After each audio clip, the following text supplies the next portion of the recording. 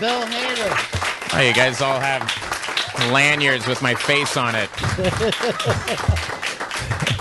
That picture with a little lanyard, that's my little known rap album cover. Yeah, it's not often that you see it. My little known, yeah. Those are like church cards, really. I know. It's like so a funeral. We remember Bill. I know it is. He would have loved this. Everyone gathering. Which picture you think he would want? The hip-hop album cover. Hi, gang. Hi, guys. How you doing? This is, we're catching you at a very good time of your life because the reviews are amazing.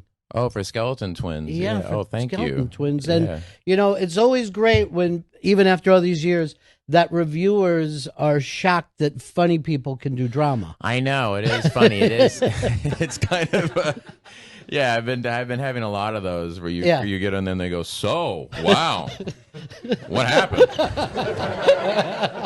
You know, when'd you, grow a talent or whatever, you know? And you're like, well, no, it's always been there. Just working on it. Just wanted a chance to have it. But no, it's really nice. But what I realized as a comedian being on Saturday Night Live and stuff, you had to work to get that job in like the little $1 million movie to be in a drama, you know. Sure. And I went to my agent and I said I'd love to do a drama, and he said I pitch you all the time, and people go, the guy from SNL who does the Alan Alda impression, you know.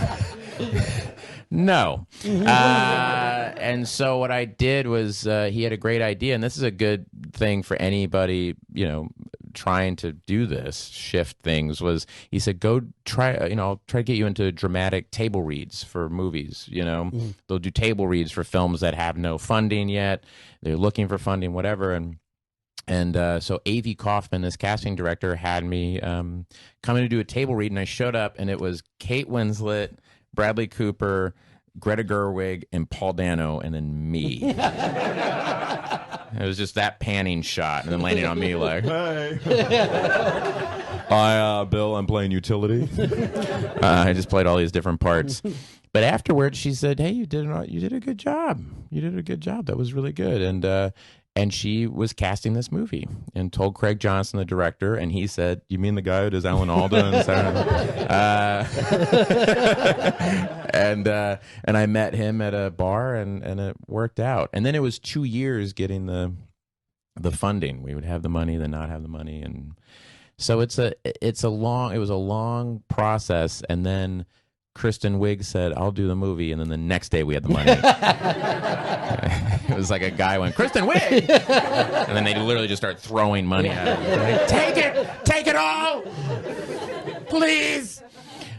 So yeah, it was really great. But it was an interesting lesson, like to get to this place, so many things have to kind of break right, and you need a company that knows how to put out the movie, and you hope that the director, knows what they're doing, and you hope you know what you're doing, and it is all these things have to kind of work out. So it feels great. Sure. When you see those reviews and you go, oh, yeah, okay, it kind of broke all right. Well, I just love the fact that they almost think doing comedy is incredibly easy. Yeah, it's the hardest thing in the world. And then they, because they basically go, this silly person is talented finally after you do a drama, you know? Yeah. He's not just an idiot. He can do drama. Dummy makes well, yeah. Dumbass hacks. That's what it all says. Well, I think the lucky thing for you too is like they had all decided that, Wiig is a genius. So she's brilliant in this film, but they're going, but you're not, you expect that. Yeah. It's like the weirdest. Yeah, it is weird when people go, Kristen, you were so amazing. And Bill, it's kind of like, Kristen, you're amazing, but your dog can talk. That's so awesome. We didn't know your dog could talk. It's a bit like, all right, But you kind of just, a thing that I learned at Saturday Night Live, which is really smart, which is like you could only kind of control what the work you do. You can't control how people are going to accept things or what people are going to be into, what people are not going to be into. I tried to control that for my first 4 seasons, and I went totally insane. Yeah. You can't compare yourself to other people. You'll go crazy. Yeah. So you could just control your work. Well, that's the funny thing about SNL. Since it's been on for 40 years, whoever the new guy they'll go, well, he's not Bill Murray. You know what I mean? What is he doing there? I know. It's the worst. And then you find out that they were really rough on Bill Murray. Bill Murray. Yeah, he did that whole sketch. I'm not making it, which was so funny. No, I remember one time I was my 3rd season on the show, and this was awful, and I'm just going, I just am not making it. I was that sketch, but I was at home, just looking at myself in the mirror, going, I'm not making it. And Jim Downey, a great writer on SNL, probably the greatest writer in SNL history, called me up. He said, Bill, I'm at the Half King. Get over here. And I was like, okay. So I went over to the Half King, and he's in the back room watching a baseball game with Bill Murray. And he was like, here's Bill Murray. And I got to meet Bill Murray, and I was like, hi, how are you? And I texted Jason Sudeikis, and I was like, I'm in a back room with Downey and Bill Murray. And it was like, shh. And then Jason was just there, and I was like, oh, hi. But Bill Murray told us, like, I struggle, get with writers. And I was the second cop through the door. I was that guy for 2 seasons, Yeah. I was the guy going, message for you. And that's your show, Yeah. And, you just got to, all you can do is control your work, and you just got to get with writers and try different things and challenge yourself. And sometimes at Saturday Night Live, I would realize I realized very quickly I was not good at writing hard jokes. That is not my strength. I can do characters. So what I would do was I would write sketches where I would do a character and the sketch would be bad. But it was kind of auditioning this character to all the other writers going, well, here's an impression I can do. Here's this guy. Yeah. What do you guys think? And then that would kind of work. And that's what happened with Vinny Vedecci, the Italian guy. I did that, and it was a thing that sucked. And then Seth Meyers was like, what if that guy had his own, Charlie Rose talk show? And I was like, that sounds great. I would love that. Vinny would love that. And then you do, Vincent Price around the thing, and they'd be like, yeah, what if it was like he had a holiday special? And yes, that'd be great. And so, it's a bit of figuring out what your strengths are and then trusting other people. And well, that's the funny thing, too, that they're amazed by Skeleton Twins because they're like, he's funny, he plays dramatic. When most funny people absolutely have the thought of, I'll get into the tub now and cut my wrist. Yeah. I know. I've never been, I have more anxiety. I've never been like a depressive person, but I have really awful anxiety. But especially before every SNL episode, my wife would have to come down and basically talk me off a ledge. That's a great job to have when you have anxiety, right? Yeah. As the person is like, horse breath. Let's walk you through your show. What are you doing? And I'm just like, but yeah, it was really interesting getting to do these, the opening of the movie, is me, and Kristen Wiig attempting suicide. We happen to be attempting suicide at the exact same moment, but on opposite sides of the country. And, it was really interesting. It was really hard. But that's the fun about this work. I knew a guy in high school who had done this, who had gone into a bathroom and slit his wrist, and he survived. And I called him. I had not spoken to him since high school. And I was like, hey, man. No, man. Yeah, no, I'm married now. Yeah, no, things are going good. What about you? Cool. So this is weird, but... and you don't have to answer this. But what was going through your head? And he was like, yeah, man, I don't know. I was just real depressed, and, things were just not going well, and but he said something really interesting, which he said, and I just remember when I saw the blood, I thought, oh, help. I just immediately went, oh, wrong, like, help, And I'm like, oh, that's really interesting. And I told the director about that. So we kind of put that in the scene of like having a panic attack, which I never would have thought of if I hadn't have talk to him. Sure. That this part of your brain kicks in, the survival thing. So I thought, that was what was cool about doing this kind of work. You don't do that kind of work on Saturday Night Live. You don't do that kind of research, at least. Well, and in case, of course, if you haven't seen the film yet, believe it or not, there's so much comedy. It's in really this funny film, but it's for me, it's a more familiar kind of comedy because it's sibling comedy, which you guys did so well. That stuff where it's half jokes reflecting on something funny that happened 20 years before. Yeah, that's a good point. Yeah. That's really very well put. Yeah, actually. And Kristen Wiig and I have a very sibling relationship just from life. That's like how Kristen and I relate to each other. And because we were on Saturday Night Live for so long, we felt comfortable being vulnerable in front of each other. And the big thing was being able to fail in front of each other, which is a really great thing. That's the best thing you can be able to, as a performer, is being, you're gonna fail. Things are gonna go bad, Sure. Everybody. I would watch Steve Martin come and host SNL, and after a monologue going, "Oh, that went bad." Oh no, And that's why he's still good. I work in the South Park room with those guys, and Trey Parker would just, last week's episode didn't work. It just didn't work, and and it hurts. It's like, and I went, "Oh, that's never gonna go away."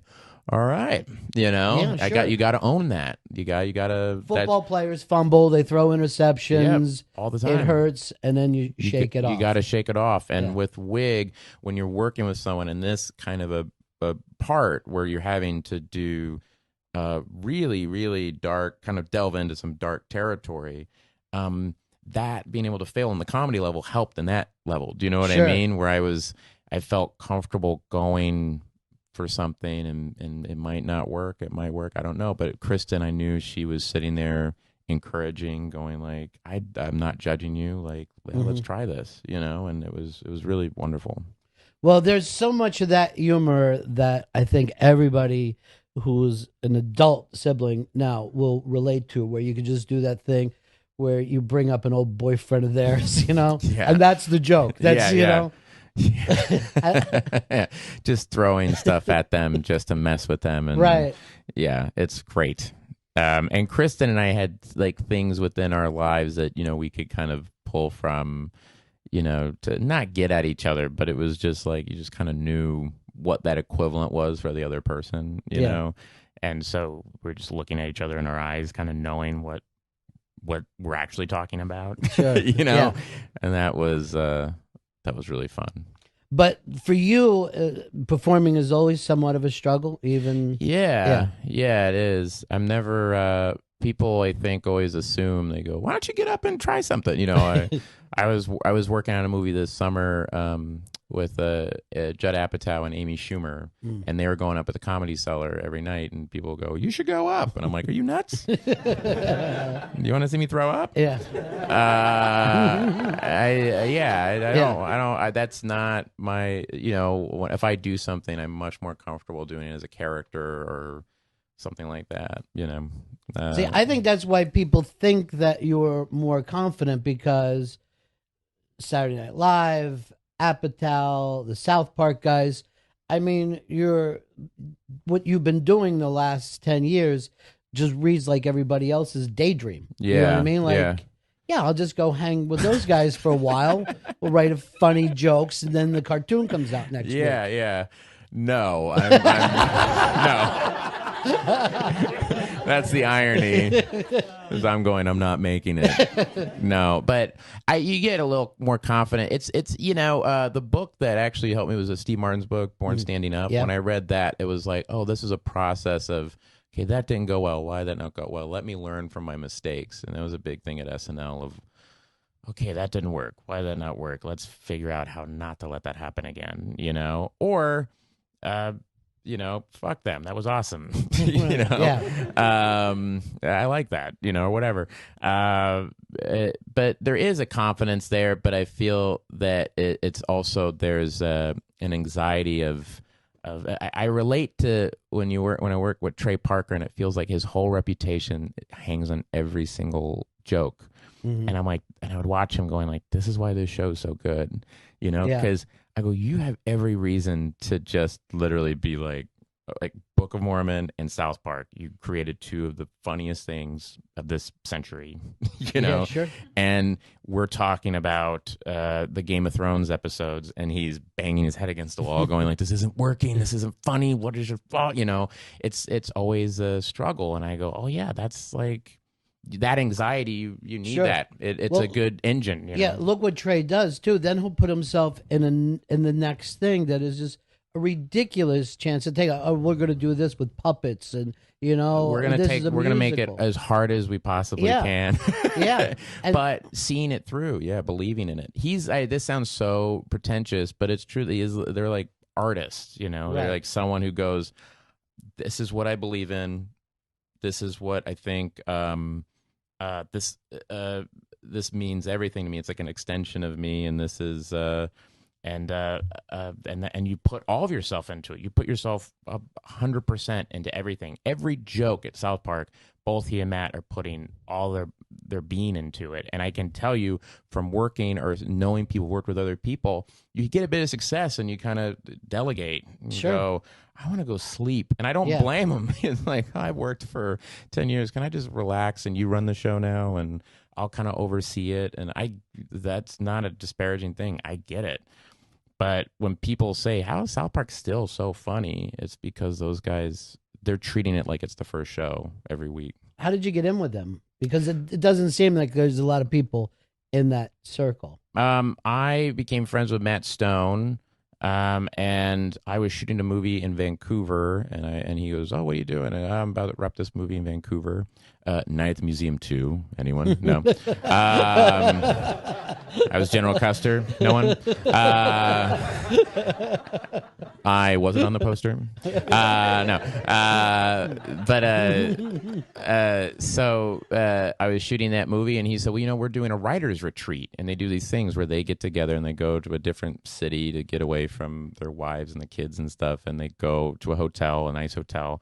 And every morning you wake up, you have breakfast, and you talk about South Park. And then you go and you visit whatever's in that city. You go on like a little dumb tour thing, and then you come back and you work on South Park, and then have dinner, and then you go home. And it's a dream. And so he said, you should come on the writer's retreat. It's me and Trey and this very funny woman named Erica Rivanoia and Vernon Chapman, who's one of the funniest human beings on the planet. And so we all went. And I went and hung out with these guys, and we went to this thing. It was called a salmon ladder, where you watch the salmon like go up, and Trey like took us kind of like a dad, and he's reading the brochure, and he's like, "This is really interesting, guys." And we're like watching this salmon ladder, and we're kind of like, "Oh, this is funny." And I'm like, well, this is interesting. And then Matt was like, what if one of the salmon was like Evel Knievel, and he was just on a big motorcycle and just like, ah! And we all started laughing. And then someone was like, yeah, he's got a big dick. I go, yeah, he's a fish dick. And then someone went, fish dicks? And I go, no, fish dick. What do you mean fish sticks? Like you put in your mouth, like you eat fish sticks. I was like, no, fish dick. And then Trey went, no one's ever made that joke before. And he's like Googling it. Someone's had to make, that's the dumbest joke. Fish dick, fish sticks. And no one had made the joke before. And then that turned into an episode about Kanye West being a gay fish. And that's how episodes are made. And I'm like, wow, that's how it happens. It's like you're kind of just fucking around, and then you come up with a great episode. That's how Kanye's nightmare started. Yeah, people about him being a gay fish. I am not a gay fish, because it came about. It was like, who doesn't have a sense of humor about themselves? And it's like, who would not get the joke? And it was Kanye West. And then we had Vernon Chapman. This is why Vernon Chapman is so funny. Is we go, okay, so Cartman comes up with a joke. Are you a gay fish? And everyone gets a joke except Kanye West. So he has a press conference going, I am not a gay fish. I'm a gay fish. And then his guys come to him and say, hey, we found the guy who came up with the joke. We're going to beat him up. And they go, okay, so they found Cartman. And Vernon Chapman went, what if they found Carlos Mencia? Because he steals jokes.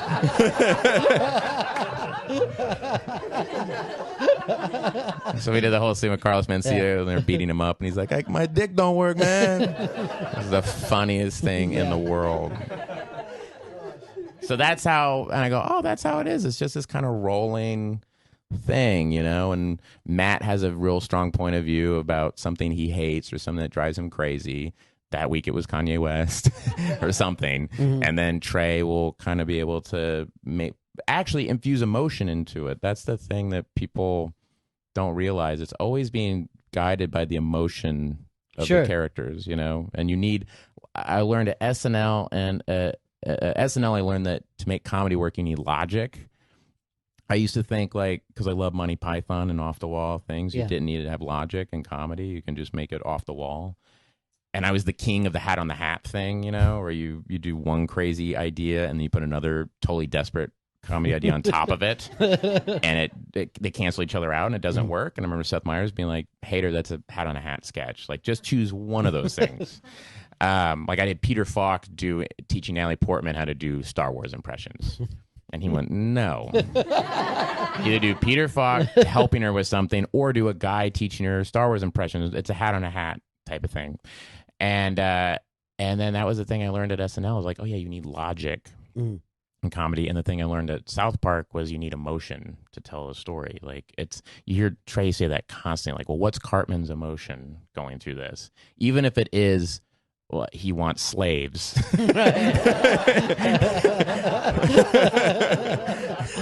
You know, what is the emotion?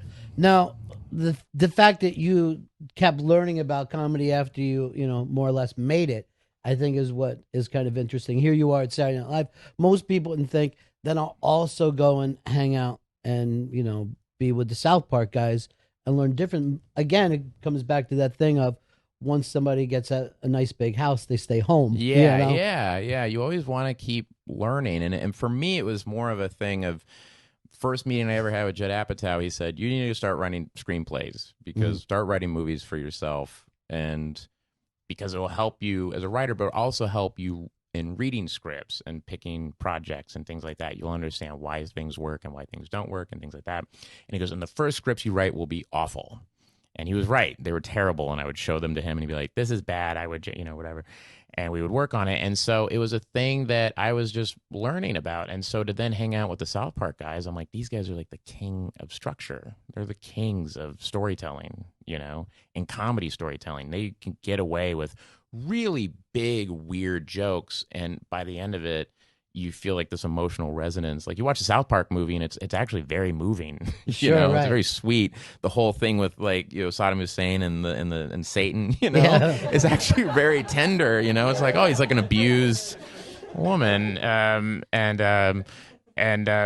so I was like, wow, that's really cool. And so it was just wanting to keep learning. So you have to have a lot of discipline before you have chaos. It has to be locked in there. It has to make sense. Yeah, it has to make sense. Even if the audience doesn't get it on a conscious level.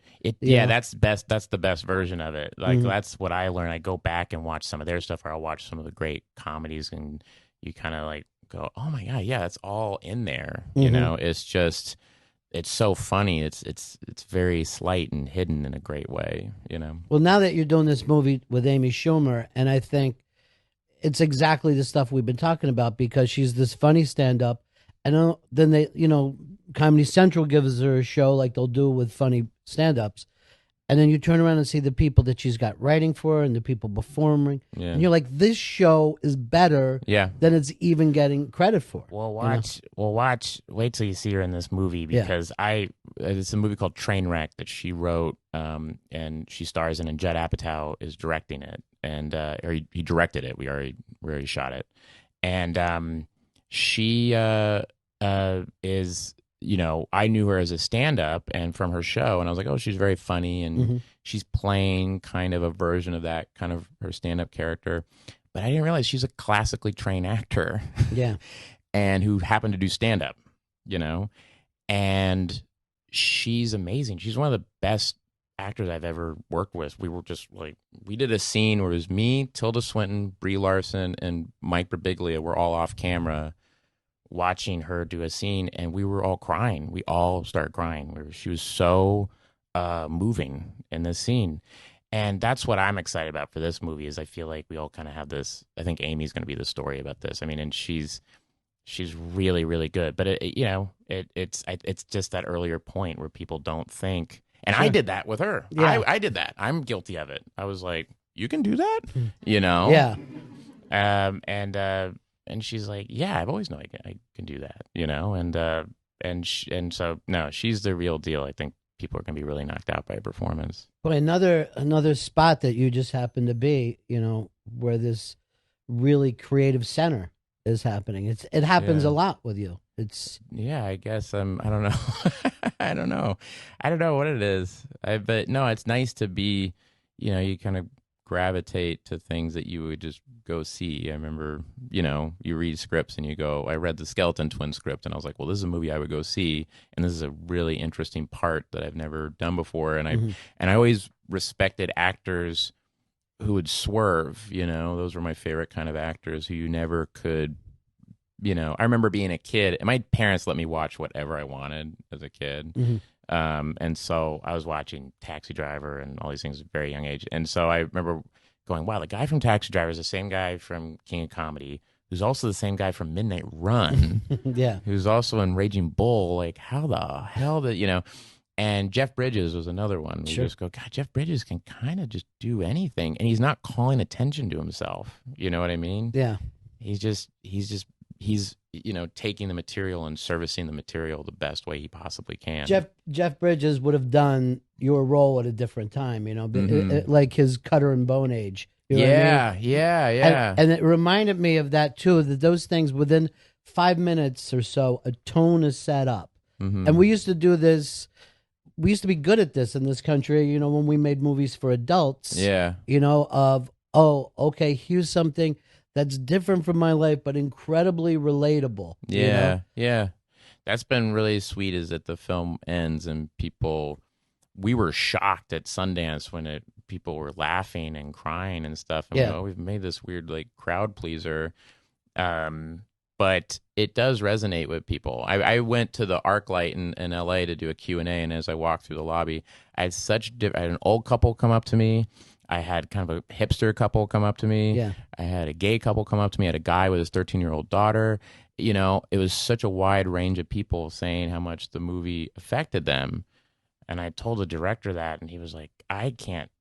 That's what I mean. You just don't. It takes on another thing. It makes you want to call your sister, is what it does. Yeah. Because even though it's set up where they haven't seen each other for years, it's all still right there. Everything is still there, and it's great to be able to say to somebody, "Our parents were kind of weird." Yeah, that was weird. No, that whole childhood. Yeah, now I think about it, they were terrible. No, that was the thing with Kristen. There's a scene at the beginning of the movie where I'm in a hospital room and Kristen comes in and we haven't seen each other in 10 years. And she's flown across country to pick me up, basically. And I remember sitting there thinking, and because it was Kristen and the way she was looking at me, and we've been friends forever, I just got so embarrassed, and it affected my performance. I kind of had in my head I was going to play it a certain way, but just the way she was looking at me, she was so kind of just disappointed and in shock, and I just got so embarrassed, for real, like me. Bill got embarrassed, and it's in the and that's the take they used, where I'm kind of trying to hide my face and I'm turning away from her and I have my eyes closed because I just don't want her in the room, I think people relate to that person who knows you better than anybody, who can call you on your shit and just, you know, and you have to call them on their shit, and you can't get away with anything. And yet there's still things that you never say to each other. You know what I Yeah. mean? That's the weird thing, that there are things that you're like, even though we're going to make each other be honest, to protect this, well, there's also places we can't go. Yeah, there's that moment. It's like, why didn't we not talk for 10 years? And it's like, well, I guess that's not worth talking about. You know what I mean? It's like, let's just keep moving forward. And things keep pushing them backwards. Like, nope, you got to address this other shit before you guys can move forward, you know? Yeah. Which I think people relate to, you know? It's been really interesting having, you know, people come up and say, that movie I really related to that, you know? Well, because I think the movie is about untangling, and at the end, we're still untangling. It's not like a lot of Hollywood movies. It's not a neat ending. You got the call. You know? No, that's what I loved about the film was I would say, the ending of the film is people were like, it's a bit ambiguous. And it's like, well, these people's lives are still, it's not like in this period. I love films, and this one does it, where you're just seeing where the beginning of something could change. You could see where one person has changed enough where they now have the tools to change. They now have the strength to move forward in the direction that they know is the right direction. Right. And that is the thing that Craig Johnson would always say. He's like, you know what the right thing to do is. Yeah. But that road is always uphill battle, and there's guys up and they're shooting at you. And it's the hardest thing to do, the right thing. Or you can do the thing that's easier, and that's sweet and nice, but it's wrong. You just know it's wrong. Yeah. And you're moving backwards. And that was a really interesting, because I think you're right, most movies, that's the last act. Sure. And it's like, no, that's through the whole movie. You know what the right call is. You just keep messing up, And Kristen's character does too. They're two good people, right, who make a lot of mistakes. Yeah. And the thing, what I loved when I read the script was that the movie wasn't judgmental about them. Even the Ty Burrell character, who does a lot of weird stuff, that character could be a real weirdo, and they didn't judge him. And I like that my character Milo, he's a gay man, but Milo being gay wasn't his problem. He was out, and everybody accepted him in his family. Yeah, he's out. Yeah, he's gay, but he has these other problems, and I thought that was really great. I thought that was really a strong choice. Well, and that's like being okay with things being complicated. Yeah. You're going to mess up. Yeah. It's almost like when your nephew gets out of rehab and the first day you're like, all right, you're done. So good. Yeah, it's never going to happen. No. And he's like, I am? No, it is that true thing where people are going to slip up again, and you got to forgive yourself. But it's forgiving yourself, but staying on that uphill thing, and it's tough as you get older. Sure, things get really complicated. Yes. Yeah. I would do that. I don't know if you ever do that, where you watch a certain movie when you're younger and you go, "What? Like, these people are idiots. Like, what's wrong with them? Like, he should just dump that person. God, get your life together, you moron." Yeah. And then you get older and you're like, yeah. Oh my God! How are they gonna do this? Why can't he'll never be able to dump her? It's all the movies all the novels they gave us in high school. Yeah. We should read now. 100%. I actually said that to some. That's so funny. My wife and I were talking about that. Yeah, you read, I don't know, Great Gatsby now, and you're bawling. Yeah, you're just like, I can relate to it. Or a movie I love is The Last Detail with Jack Nicholson, or another Jack Nicholson movie, Five Easy Pieces. Yeah. But when I saw those movies when I was younger, I didn't relate to him, I didn't see it. But then I was watching Five Easy Pieces the other day when it's revealed that he's a piano prodigy. I got really emotional. I went, oh, why is he working at, oh God, that guy? Because now you know people like that. Sure. And you relate to that emotion. It's a complex emotion. And a lot of movies, they don't want that. Yeah. It's like, that's dangerous, because I remember seeing that when I was a kid and just loving that he knocked all the shit off the table. Oh, that's one of the I'm best like, things that's ever. great. All right, I love that movie. I love it. Yeah, exactly. Oh, you mean the movie where he tells the waitress to go fuck herself? That was sweet. It's like, well, there's a lot more to it, son. No. Tell the waitress to go fuck herself. She's a bitch. I like that. That was awesome. No, I think he's struggling with something. That's not a nice thing to do. Or how emotionally closed off the guy in Last Detail is, where he takes Randy Quaid and that's it, Yeah. And it's like nothing happened, Yeah, all that, when you think there's growth, no. Oh, God, the ending of that movie really gets me. It really, really sticks with me. Have everybody seen The Last Detail with Jack Nicholson? Unbelievable. I don't want to ruin it for people You who haven't seen it? Get out. No. Get out. Who the hell are you? She has a Russian accent. I'm like, get her out of here. I am from Brooklyn. She's a spy. No. No, it's a wonderful, wonderful movie, but it has that complexity to it that it's, to get that complexity into a movie now, you shoot it for $1 million in 20 days. And Craig Johnson, the director, and I were talking about this last night. We were like, just the fact that it's playing in a movie theater, we can't believe it's playing in a movie theater. I can't believe it's at the Angelica. We can't believe it. I took a picture. We drove past the Angelica and we saw a poster out front and went, stop, stop the car. I mean, we can't believe it, because, maybe it'll get on Netflix. Would be so cool if it was on, iTunes or something. And that's not saying anything disparaging about movies that are doing that. There's a lot of great films that's how I see them, because they're these little movies, So to have a movie like that where I get to sit with you and talk about it here is really, it's a cool win, that people in Hollywood. I had one guy emailed me and said, "Oh, congrats," because we had the great reviews and the best per screen average. I'm learning about all this. Like, you had the best specialty box office this week, and I'm like, what is that? It's like, well, per screen average, you were the highest of a per screen average. And I was like, oh, that's cool. And a guy, an executive, emailed me. He's like, congratulations on your weekend. That's very encouraging.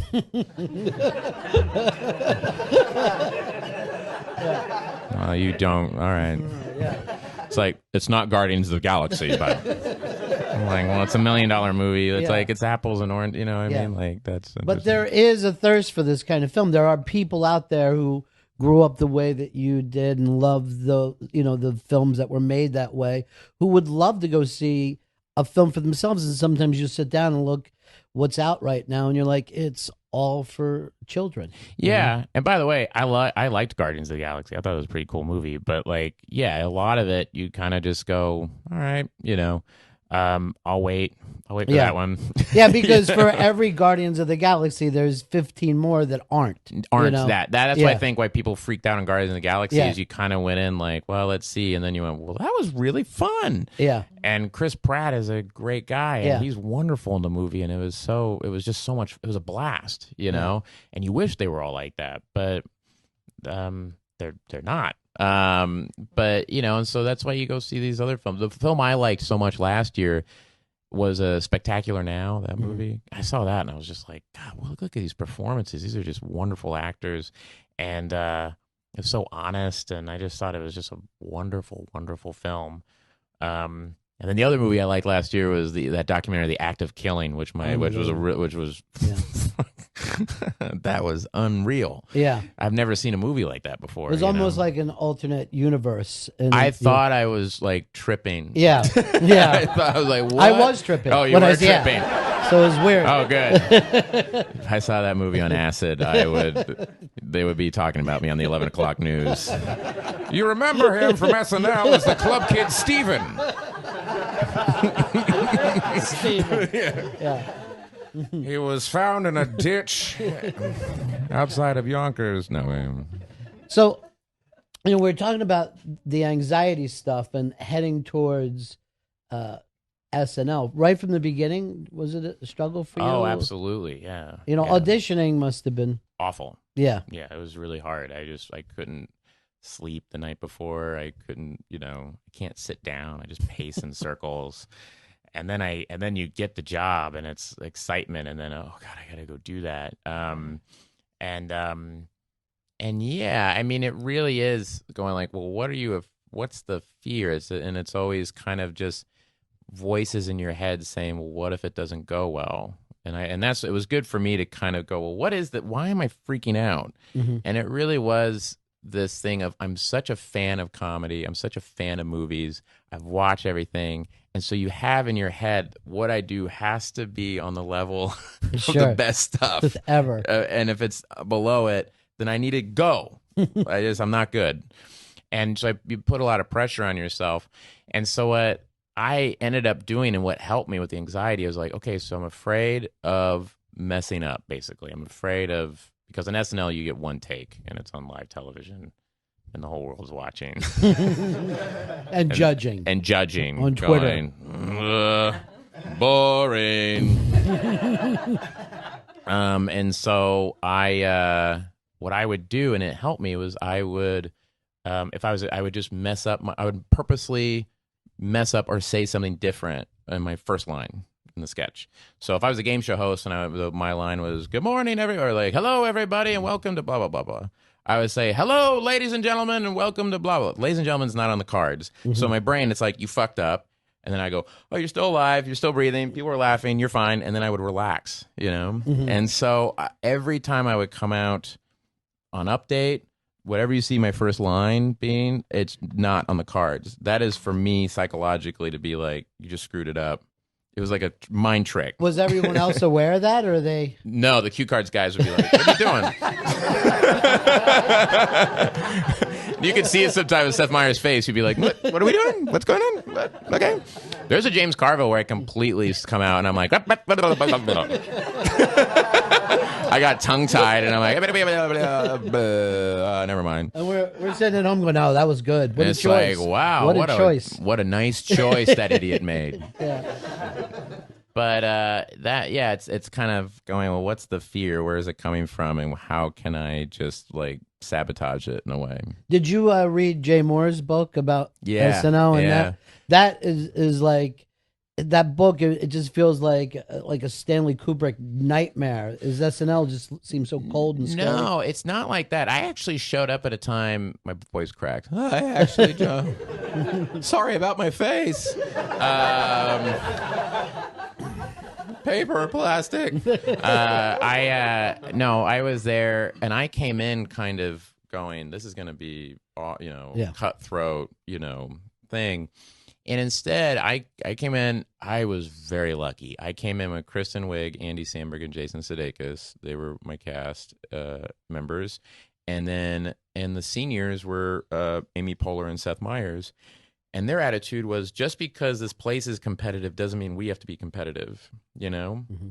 And Amy Poehler would laugh so much at the table reads at the thing you were doing. If she found it funny, she would laugh really hard. And apparently, I don't know if this is true or not, but you would hear back in the day, there would be very political laughter, Mm-hmm. So-and-so would do a thing, so these people are competitive, so that person and their contingent of writers would not laugh at so-and-so's thing. Yeah. And then this person, and then it was like this, because it is competitive. And they were like, no, fuck that. We're all friends, and we're fans of each other. And so I would go when Tina or Kristen or Amy, or another guy I feel like doesn't get a lot of credit is Kenan Thompson. I think he's just an amazing performer, a live performer. I learned so much from watching Kenan Thompson perform, and I would just go on the stage and just watch them. I wouldn't watch on the TV. I would go out on the live stage and just watch them perform and go, how do you get to that place? Kristen did a thing that was interesting because Lorne Michaels would always talk about the difference between performing, which is out in a big audience, you're performing, and acting, which is more like, nuanced and, what you do on film. And Kristen, I thought, found a way to do both. She would play characters like Penelope or something that was very subtle and kind of nuanced, but she was still performing, Mm-hmm. And I went, how do I get to that place, and working on that. And that's where something like Stefan came from, me trying to do that, or James Carville, or, helped on Update. Well, I think Stefan was great for you because you didn't come in with it. You didn't have it your first year. Yeah. That would have been tough to follow. Yeah. Yeah. It was a nice thing to kind of have and then be like, I'm leaving the show now.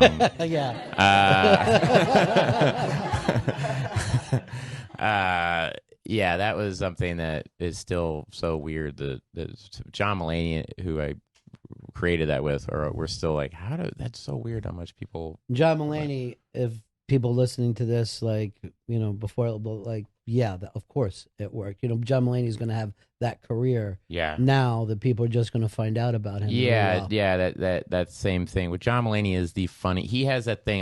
Like I said earlier, I was never good at writing jokes. Mm-hmm. John Mulaney has that ability to just write jokes that are perfectly structured. The economy, like he just has the brain for that. Mm-hmm. Yeah, I got to work with Larry David. Larry David has that where they just go, oh, bloop, and they have the joke, and you go, I don't know how you do that, And so it was a perfect thing. It's like teaming up with someone that you guys can complete each other in a way. You have it's not, you're not good at the same thing. Yeah, you know what I right. mean? And so that was so helpful with that. But Stefan got to be one of those characters that people would wait for. Yeah. Which, I mean, how many?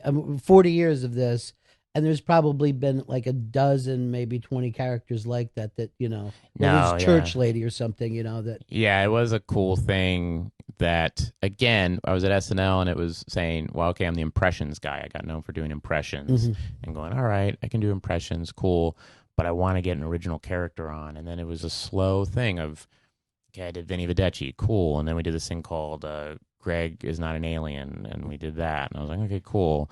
And then it was just trying to build up, and then like everything, when you try too hard, I find it doesn't work. And then the Stefan thing happened from an email John got, and then I was this coffee guy, this barista in my local coffee shop, and then he read this email to me, and I said, what if the barista guy read that, And that's basically, it's like that stupid.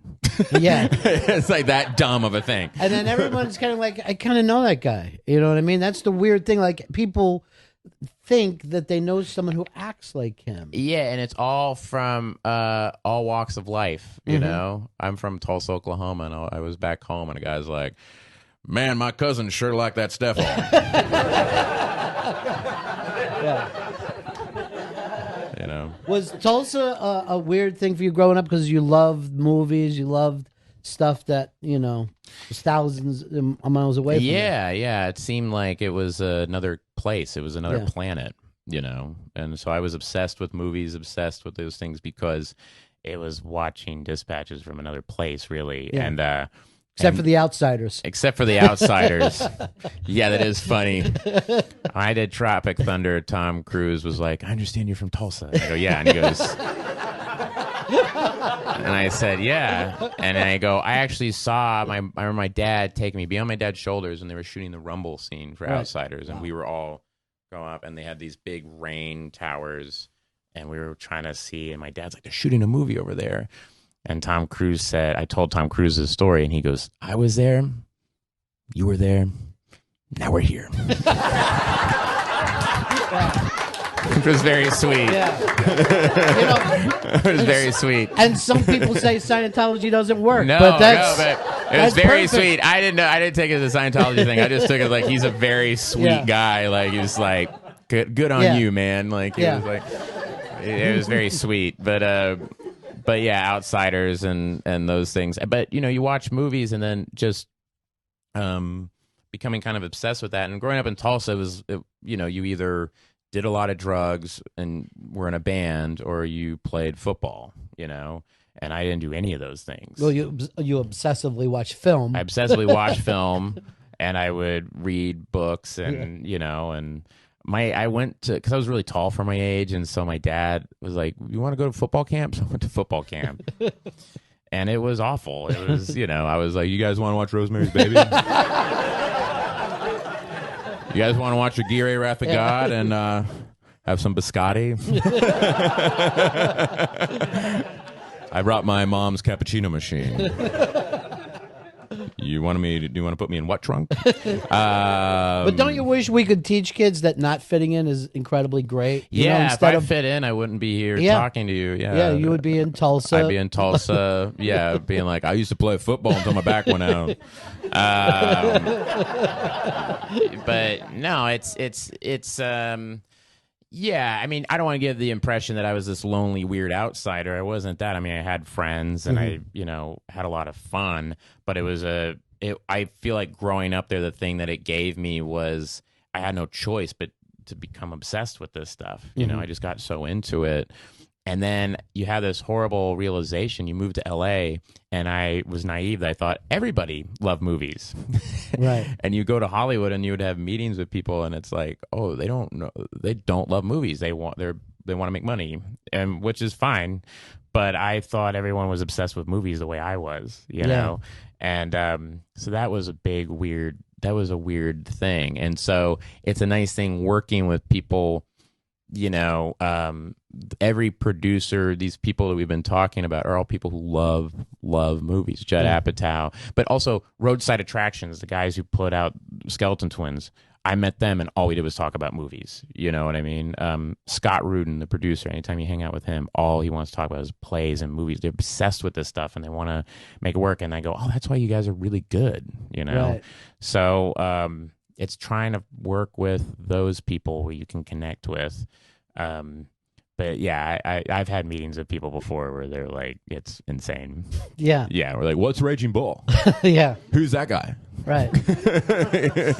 Well, see, the thing is, people always expected, like, if you have a comedy club, it's better off that you know how to run a club than it is to pick comedians. And comedians are always shocked, like, these people pick the worst, but all they're cared about is keeping the business going. How do I keep people in? Yeah, and that's a lot of that. It's a business. It's like, but this thing sucks. And they're like, yeah, I don't know, man. They like it. Exactly. You know, it's kind of like that's the attitude. Yeah. And you're like, oh, well, what about the cool thing? You know, and yeah, that's another thing. Trey Parker, you know, said that too. He's like, no, you just do what you like. Like he said, once me and Matt started doing the things that we liked and that we cared about, suddenly things started happening. Yeah. When we would do things that we thought they wanted, it never worked. You know. And that gave me a lot of confidence, and because I had that same feeling, you know, of going, well, maybe they want me to do. I kind of want to do this, you know, and do a movie like Skeleton Twins, and you know, and instead of being in a big, but see, movie star. That's the thing too for the audience is like you have to think that your purchase matters when you know what I mean, like you have to say, I want to see the kind of movies that were made in the 70s or early 90s, so I'm just going to go looking for films like that, you know? And you know, there is a business aspect to it. Sure. I mean, I sat back and looked at myself and like, okay, what can I do? Well, I can do voices, and I like animated movies. Right. What do you guys want me to do? You know? Yeah. And you know, I don't want to say that in a way like, oh, it's just a way to make money. I actually legitimately love doing those movies because I watch them all, and now I have kids, and so I've seen Frozen so many fucking times. Yeah. And every time I see Josh Gad, I'm like, you must be making so much money right now. Yeah. No, but I like it, you know. Yeah. The movie Tangled, I get really caught up in that movie. I actually cry when I watch Tangled. I'm like, what's gonna happen? But you know, and so that, you know, but that you kind of go, okay, well, I can do that, and that affords me to be able to go do Skeleton Twins, which you make no money on, but you're able to do great, you know, work that you're really proud of, and be in a movie that you're really excited about. And you're doing a great job, as we were already discussing, of going out and finding these projects that are worth doing. Have you done it with Skeleton Twins? All you got to do is see the reviews. Silly comedy guy does something good. Yeah. Dog talks. Bill Hader, thank you so much, man, my friend. This has been a blast. I'll see you next time. Thanks, buddy. Oh, man. Thank you. Same here, man. Thank you. Awesome. Thank you.